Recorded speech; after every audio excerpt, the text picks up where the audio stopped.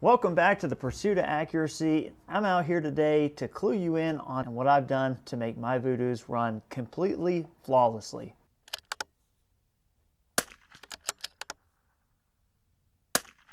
So I can never go to the range or talk to someone or have a video online without someone talking about Vudoo and not being reliable with mag issues and not being able to shoot Ely and just a bunch of different things. You just got jammed. So today I have two Vudoos in front of you. This is a V22 and this is my competition 360.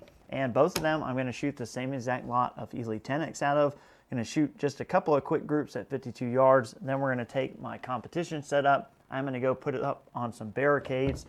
And I'm going to show you how reliable you can have a Vudoo setup with the new L3I mags. This is a newer rendition. This is like a brand new release. So if you go to your website and you order one, this is the one you're going to get. As always, I want to be 100% honest with you guys. I had the very first rendition of the L3I mags and they really didn't have problems, but they really weren't any better than the Vudoo mags. So the same kind of run-ins you have there with as far as getting a rim lock or having a slight fitting issue, I had the same problem. So to me, for the first generation ones really weren't worth it because I wasn't 100% reliable. Now, I ran a lot of matches without fail, but if I have one failure, that's enough for me to want to look for something else. So I'm going to set up the downrange camera. We're going to load some mags up. We're going to shoot some groups, show you what these shoot like with the Ely, show you that they don't have any problems cycling ammunition or have any failures off the bench. Then we're going to put it on some props and I'm going to show you that it does the same exact thing without a hitch. So let's get to it. All right, so first in the shoot is going to be the competition setup, something you guys have seen plenty of. This is my full-blown competition setup. It is freaking cold out, so we're going to have a cold bore or a cold bore shift or whatever. This one typically shoots a couple tenths high. We'll shoot the top of the left diamond there. Yeah, not too bad. Okay.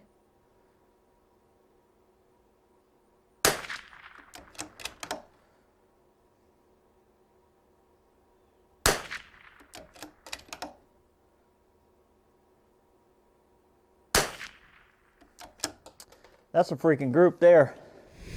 So this is the rifle you haven't seen before. Depending on how this rifle does, may end up with a track torque on it. For right now we have the Apex Rival. And it's pretty basic. Got a set of element rings. We have the Apex Rival. It is a 4-32. It is in the Foundation. Really cool stock. If you don't know what those are all about, definitely worth checking out. They're very dense. Micarta stocks, and they're CNC inletted, so they're a really nice setup. And this is a V22, so this is a 90-degree throw versus a 60-degree throw of the 360 we were just shooting. But both Vudoos, this mag is not adjusted for this, but it still feeds just fine. But it is set up for my 360 primarily. Let's see, what can we shoot at? There's a circle down there. There's three kind of little dots, and we're gonna put let's put a little left into it, and we're gonna go after that circle.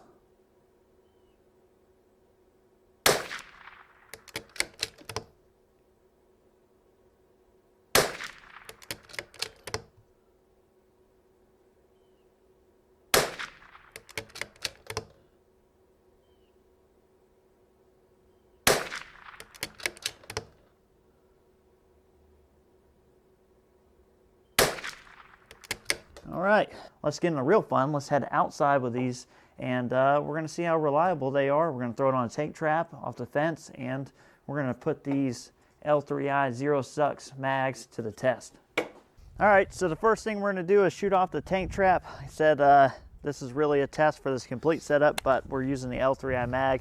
This is what I'm using to make sure that everything runs flawlessly at matches. So if you pay attention, I am going to load into these mags a lot. And we're going to do that just to make sure that they don't jam up. Actually, let's put it on top here. probably worst case scenario, and worse for me shooting. And I'm gonna load into just the mag, so it's not even on the rifle, it's just on the mag.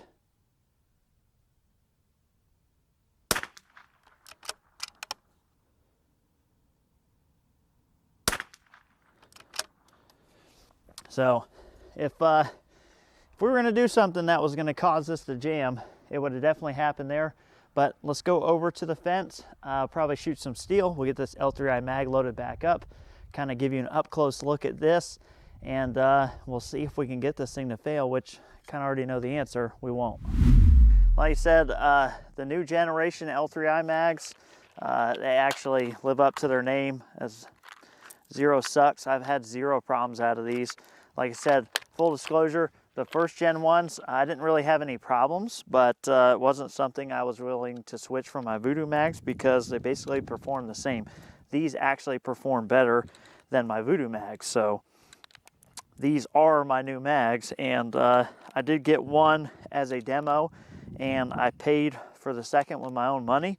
So just full disclosure, I got one for free just to give it a whirl and to kind of give them some feedback, and it's all been good. Absolutely no problem. So, you know, I wouldn't have bought a second one if they sucked.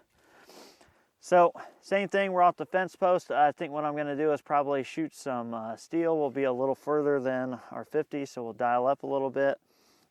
And again, just pay close attention to the mag and how the Baker wing and everything works together, because this setup has been absolutely flawless for me.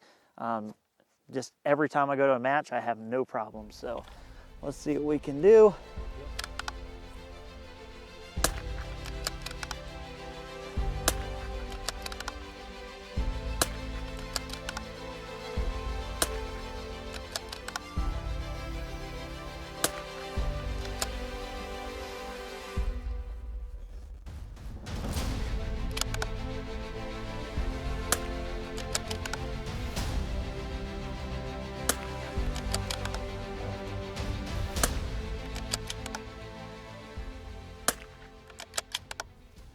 All right, so you've seen the 360, the V22, both in action, how they shot off of the bench. You see how this setup runs off of barricades from the tank trap over to this fence. This is the setup, and I thought that you guys might be interested in seeing this and see it actually run. Overall, like I said, this is a freaking killer setup. I wouldn't change anything about this rifle. I appreciate you guys watching. We'll catch you on the next one.